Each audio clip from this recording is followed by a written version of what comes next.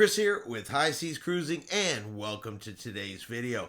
Alright, I got a couple of cruise news stories for you today, and we're going to start with Norwegian Cruise Lines, specifically the Norwegian Dawn. Now, due to some mechanical issues, some undisclosed mechanical issues, the Norwegian Dawn was forced to change its itinerary, skip its stop in Costa Maya, and instead is en route back to Tampa, Florida. Now, the mechanical reason, like I said, is completely undisclosed. They didn't say what's going on with the ship, what the problem is, what the issue is. But, you know, usually when you see these kind of changes, a lot of times it's a propulsion problem, but they haven't specified that that's the actual reason. Now, no delay in the return to Tampa. They are currently scheduled to arrive back on time like they're supposed to, but that does bring up the question as to, is it going to affect the very next sailing? Is there going to be a delay, an itinerary change, or even a cancellation? And until I guess they either figure out the mechanical issue, diagnose it, or even announce what it is, we're not real sure if that's going to affect the next sailing of the Norwegian Dawn. But if you are scheduled on that sailing, it's definitely something to keep an eye on. Now, guests on board the ship, they did get a letter from the captain. I'm going to go ahead and throw that up here on the screen for you now. It says, as you may have heard during our announcement earlier, Norwegian Dawn is experiencing a mechanical issue.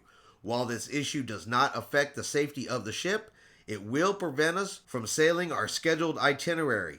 We do not expect any delays to our scheduled arrival to Tampa, but will ensure to provide any additional updates if applicable. We sincerely apologize for the inconvenience and disappointment this unexpected situation may cause. Now, any guests that had excursions booked through the cruise lines, those will be refunded to them.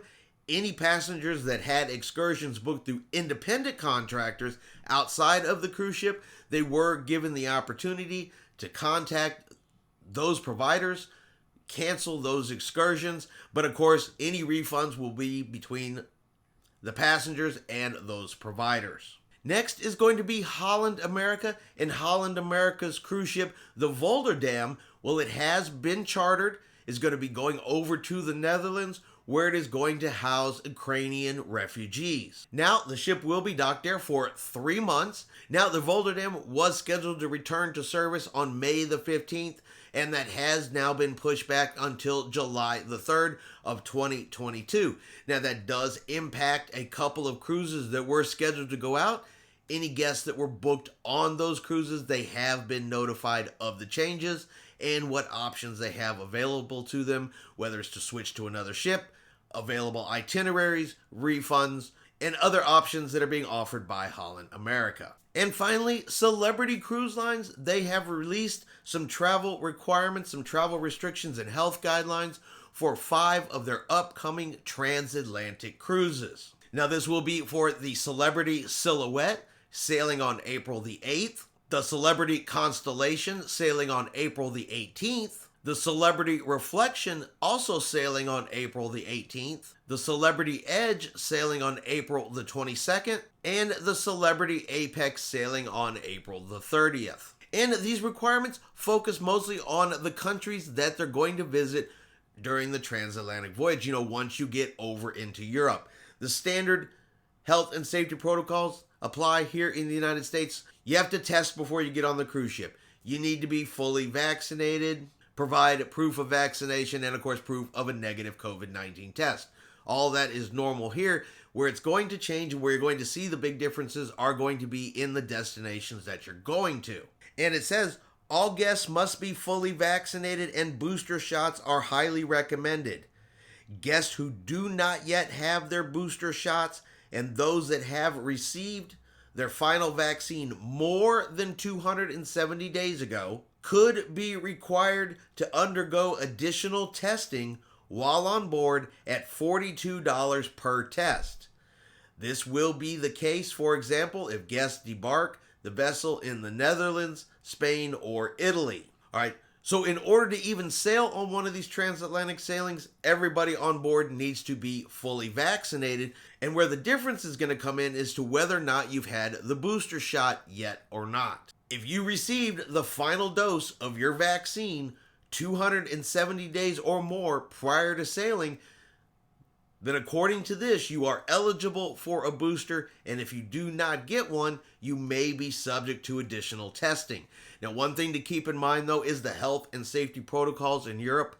They constantly are changing, and recently we have seen these rules relaxing in Europe. So even though these cruises are going out here in April, it's definitely something to keep an eye on, and if you are unaware that this additional testing could be required, definitely take a look at your cruise. Go on Celebrity's website and make sure you know before you go. All right, so I'm going to throw up this chart here on the screen that does talk about testing and the number of tests that could be required on a transatlantic cruise. Now, one thing I do want to say before I put this up is this was put together by somebody else. I went over and looked on Celebrity Cruise Lines and could not find this exact chart there. So just keep that in mind. This looks like something that was put together to show all of the requirements for all of the different countries, but I could not find this exact chart over there on Celebrity, which is why I say if you are on one of these transatlantic cruises,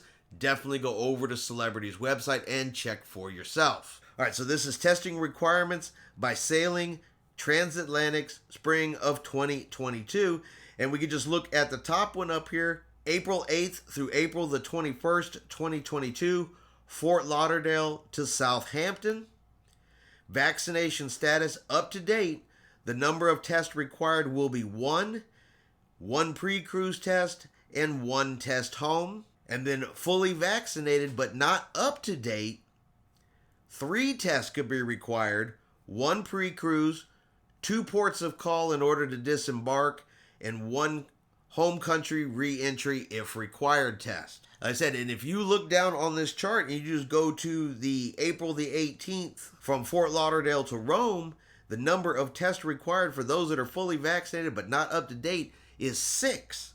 6 COVID tests, 1 pre-cruise, 5 ports of call to disembark, and one home country re-entry if required. And you can look all the way down and there's a 5, another 5, and another 6 tests that could be required on these transatlantic cruises if you are not fully what they consider up to date. So I just want to make sure everybody was aware of this, make sure everybody had an opportunity to see this, because if they are going to charge $42 per test, and you have to pay for 6 of them, and you've got a party of 2, 3, or 4 people, that $42 per test can add up very quickly.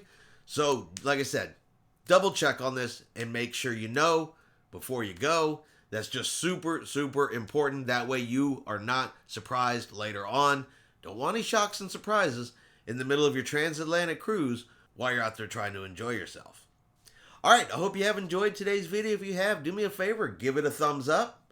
Hit that subscribe button for us. Remember, like always, it is free to do so. Helps the channel grow. And we, of course, really appreciate having everybody here and interacting with our videos. And like always, we will see you out on the high seas.